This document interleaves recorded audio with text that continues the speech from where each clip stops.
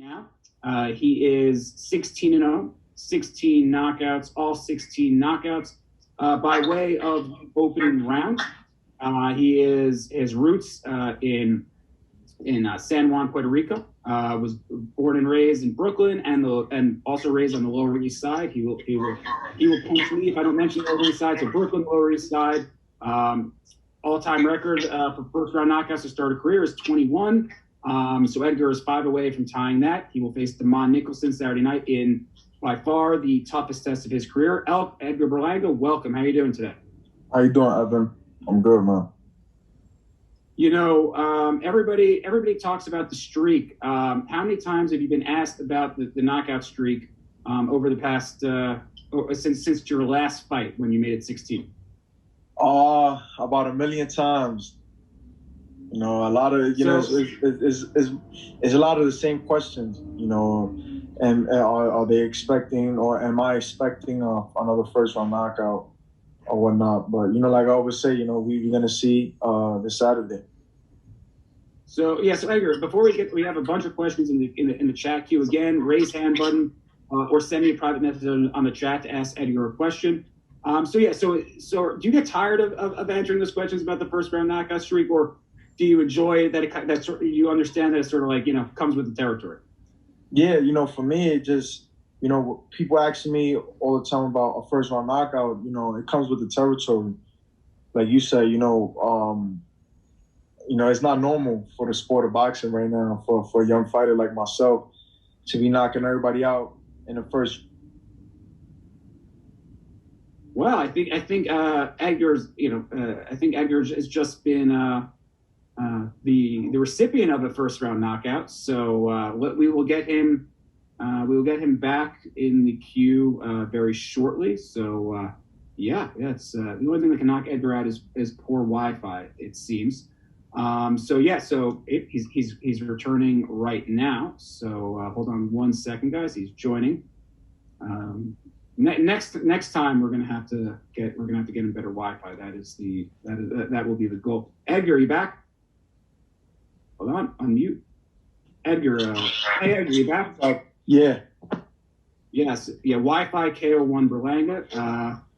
So you're in the middle of saying, you know, talking about all of the now you're good. You're in the middle of saying, you know, everybody keeps asking you about the first round knockout streak, and you just sort of come to expect those questions, right? Yeah, you know, like I always tell everybody, man, you know, just get your popcorn ready. You know, I'm a definitely put on a show this Saturday in front of a sold out crowd in Little Puerto Rico. You know, Kissimmee, Florida is Little Puerto Rico, and you know, all my fans is gonna be out there supporting me. And we got Carlos Toro. Carlos Toro, please unmute yourself and please ask Edgar the questions in English when Tufo and Navarrete come. We'll have Gardy Lopez on to translate for both for the main event fighters. Carlos, please go ahead when ready. Hey, Edgar, thanks so much for taking time to talk to us. You know, you fought in the bubble with no fans, essentially throughout 2020, and now you're back here with fans in Kissimmee. Does it feel even more special with this first fight with fans back and getting to fly the Puerto Rican flag, you know, with such a Puerto Rico heavy card on Saturday? Yeah, you know, it feels absolutely great. You know, last year I fought 3 times with no fans. You know, but for me, you know, we just had to get the work in. You know, I had to get the fights in, whether we have fans or not. You know, as long as I was staying active was the main important thing for me. But, you know, I'm happy now, man. You know, now we got a sold out crowd this Saturday, April 24. I'm the co-main event.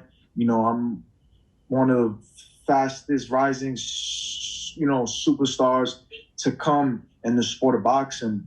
And it's just amazing. You know, I can't wait to put on a show. You know, for a guy like me, you know, my energy, my adrenaline goes off the crowd. So for me to have such a huge crowd like that, co-main event is going to be amazing. On paper, Demond Nicholson presents maybe the toughest challenge of your career so far. How much do you know about Demond, and have you seen much tape of him? Do you believe he's the guy that maybe pushes you past that first round, maybe allows you to show elements of your game that you probably haven't had a chance to show because of all the first round knockouts? No, yeah, absolutely. I feel like he's a veteran. He has a lot of fights. He has a lot of experience as a professional, and these are the type of fights that we need, and that's the type of fight that I need. I'm not taking him lightly. I never took any fight lightly that I fought in my previous fights. Every fight I take as if I'm fighting for a world championship fight, because for me, every fight is a first fight for me. Is my first fight, because if I lose or God forbid something happens to me, it's over. So I just take every fight serious, whether it's him, whether it's the next opponent after him. Every fight I take as if I'm fighting for a championship fight. And, we don't underestimate no fighter that's out there. For me, every fight is dangerous. At my weight, every fighter can punch, so it's dangerous. And, I just got to, stay focused, stay on point, stay poised like I always do, and get the job done. And now, before we get to the other questions, joining us, the VP of Boxing Operations for Top Rank, Carl Moretti, is joining us on the line. Carl, obviously handling a career like Edgar, it's a delicate balance. You want to give him increased competition, while at the same time you're preserving the unbeaten record. Can you tell us what went into selecting a guy like Demond Nicholson, and why? Why Top Rank and why everybody thinks and Team Berlanga thinks this is sort of the ideal next step in his development. Thanks, Evan. Sure. Hello to everybody. We submitted, we had a list of about 5 guys that we gave to Edgar and his team, and we discussed them thoroughly, and everybody decided that Nicholson was the right fight for this moment. We don't know what's going to happen Saturday night. No one does until the bell rings. He may go 1 round. He may go 8 rounds. All that matters is he gets the win. As you can see, he's focused. He knows what's at hand. It's the most important fight of his career, because it's the next fight of his career. Everything else really doesn't matter. And as long as he continues to work his ass off in the gym, which he does every day, good things will take care of itself. And that's what we're expecting Saturday night. Thank you very much, Carl. And we'll be back with Carl when we discuss the main event. And now we'll go to Ernesto Amador. Ernesto, please go ahead when ready. And just as a reminder, everybody, ton of questions for Edgar. Won't be able to get to all the questions because we're going to have to keep things moving along eventually, but I will do my best. Ernesto Amador, please go ahead. Okay, Ivan, do you want me to ask in Spanish and English, or English, please, for Edgar. For Diaz and Navarrete, we'll have Gardy. We'll translate for both. Great. Hey, Edgar, it's a pleasure to talk with you. Let me ask you this: how's the feeling for you to be part of this new era of Boricuan boxing? Great fighters now, and if you tell me that if you have in mind 2 or 3 Mexicans in your career. Who I want to fight? Well, first of all, how is the feeling to be part of this golden era of Boricuan boxers? And then 3 Mexican targets that you have in mind. For this era, it's a blessing, to be a part of it. It's big now for the island of Puerto Rico. You have me, you have a lot of young, up and coming Puerto Rican future world champions that's coming from the island, that's Puerto Rican, and it's a big thing for us. I feel like Puerto Rico never had that before, where you have a good solid fighters that's coming out of Puerto Rico that's really good, that could become something big in the sport of boxing. So for me, it's just a lot of blessings that's coming our way. And for me, 3 Mexicans targeting, it's Canelo Alvarez, David Benavidez, and hopefully, Julio Cesar Chavez if everything goes right with him. And he means Chavez Jr. We're not promoting elder abuse here at Top Rank. He means Julio Cesar. Yeah, not senior. So we go back to the UK here with Jonathan Nagoff. Jonathan, please go ahead when ready. Can you just sort of sum up 2020 for yourself and what it meant to you winning Prospect of the Year? Yeah, 2020 was a big year for me. I already knew last year was going to be my year. I already said it. Top Rank said it. My team said it. it was just all about it happening, you know, and it did. It happened a little later than expected, you know, because of the pandemic. You know, I was supposed to fight March 14th last year. The fight got canceled. But, you know, we ended it well. You know, we ended it with a bang, just like how I wanted. I wanted to end 2020 with amazing start off, and I ended it right. You know, and obviously we captured a 2020 Prospect of the Year, which was one of my goals and milestones as a young fighter. Thank you very much, Carlos. A lot of Jonathan, I should say, a lot of questions. So we get to one from Carlos Narvaez. He has a question for Carl Moretti, and his question for you, Carl, is how hard is it to find opponents for Edgar? Given what he's been doing to previous opponents. It's nothing that we all haven't experienced before.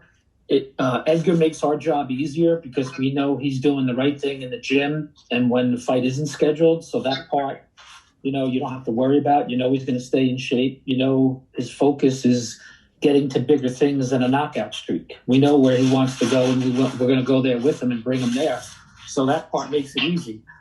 There are a lot of guys that, you know, they say they want to fight, then you make them an offer, and, you know, you can buy a house, a car, a yacht with what they want, but, you know, it's unrealistic offers. So, you know, when you really get to the negotiation, you see how much they want to fight, because then they usually, you know, find a way not to take the fight. But, you know, listen, it's a pleasure. It's easy to do it when Edgar's doing the right thing, and you don't have to worry about the outside distractions. You see a lot of hype coming around him, which is great. We love it. You see his social, Instagram and all that stuff blowing up, but you know what people don't see is how hard he works in the gym and what that team does to him, his conditioning coach and, you know, the sparring and all that stuff. You know, that doesn't really get out there. And you know your fighter's ready when he goes through that. So that part makes our job a lot easier. And that's not going to stop. You know, he knows he's got bigger goals on his mind, and he knows what kind of work he's going to do to get there. So, you know, it's a little difficult to get opponents, but you know what? It's a good problem to have. And thank you, Carl. Yeah, it's a Lamborghini, a yacht. You know, it's a lot of guys say they want to fight Edgar, but when it comes time to brass tacks, you know, sometimes it's not that simple. Joe Hewlett, please unmute yourself and go ahead. Back to the UK we go.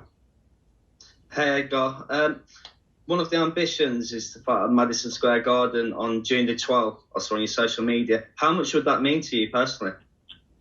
Personally, you know, I mean, I fought there before. You know, I fought there twice. You know, because of Top Rank, they put me on a big platform there. You know, on a big fight card. But for me to actually fight there and headline as one of a bigger fights there, man, it'll be something amazing. You know, I come from New York.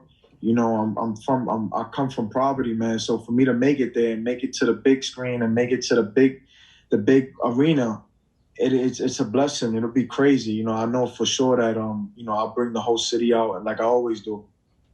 Thank you. Thank you. We got a bunch of other questions in a few more minutes until Christopher Diaz comes on the line. Next, we go to Ricardo Torres from Telemundo. Ricardo, please go ahead when ready. Saludos, Edgar. How you doing, boy? Muy bien, ¿y tú? Bien. Bien, qué bueno. Se supone que este caballero que vas a enfrentar sea tu Demond Nicholson, sea tu principal prueba hasta el momento. Si eso es correcto, te pregunto, ¿has hecho algo en el entrenamiento diferente o enfocado directamente en Nicholson como rival? Cosas de él que te preocupen, cosas de él que tengas que cuidarte, o ha sido más darle seguimiento y continuidad al trabajo que has hecho hasta ahora? And No, yeah, hey, hold on, just whenever somebody asks a question in Spanish, we got Gardies who will translate it back in English. Okay. Edgar, you can ask the question in English or Spanish. Question is, Desmond Nicholson supposed to be your toughest opponent today. Anything you have studied from him, you know, like you should be careful on fight night? No, you know, like obviously we got a game plan for this Saturday that we're gonna definitely execute. we don't change nothing, but we just keep the hard work and the dedication and staying in the gym. I haven't been fought since December, so I've been training and working and staying in the gym, staying active. But we just been working on a specific game plan that we're gonna really execute Saturday night. And I'm going in there with fireworks like I always do. I don't hold back on nothing, on no opponent that's there. Especially him, because I know he's gonna try and go in there and hurt me. So before he hurts me, I'm gonna hurt him.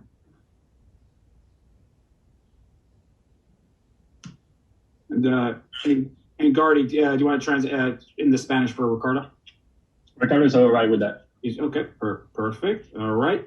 We got a couple more questions here for Edgar. Eric Alexander, please unmute yourself and go ahead. Hey Edgar, the 16 KOs and 16 wins are definitely a big impact in how much your popularity has grown in the past couple of years. But there seems to be a growing concern among Puerto Ricans about what's going to happen when a fighter survives that first round. What's going to happen in your mind? Are you going to change? Are you going to get desperate because you didn't get the KO? Can you talk about what thought process goes through you when that happens? No, for me, we just work hard in the gym. If, like I always say, that's why everybody's always like, oh, how he's going to do when he goes to... And at the end of the day, listen, man, I've been boxing for 16 years. I got all the experience in the world. I've been all over the world. I sparred and I've got the most experience I've could as an amateur, and even just sparring and everything, So for me to go into the second round, I know everybody out there will make it seem like it's bigger than what it is, but it's nothing that big. For me, it's just another day in the office if I go into the second round. I'm working hard extremely in the gym. I push myself to the limit in the boxing gym, and sparring. We get in the rounds and sparring. I'm sparring with 3 different guys, sparring 10 rounds, 12 rounds, 8 rounds straight with different guys just to always put my conditioning to another level. It seems like the past couple of years, fighters have grasped the idea of how important social media is. We've seen you hang around with a couple of influencers lately. Has that helped grow your popularity among youngsters or maybe not boxing fans? No, yeah. And I just took advantage of it. A lot of, people that's not really, that doesn't know how to build the image, how to build a brand, they take it for granted. But for me, I take that as somewhat to put me on a different type of platform, because at the end of the day, if you could sell those tickets, if you push them butts in the seats, and if you could sell out arenas, man, sky's the limit. All right, we got a couple more questions here. Let's see, hold on. Chris with TV Boxeo, please ask a question in English for Edgar. And as I mentioned, when Pitufo Diaz comes on and Navarrete, they could answer in Spanish, and we'll have Gardy Lopez translate. Chris, please unmute yourself and go ahead. Hey, champ. How's it going? Just in regards to your father, being a father and being in camp, has that been hard for you? For say it again. Like your girl's pregnant, you're in camp.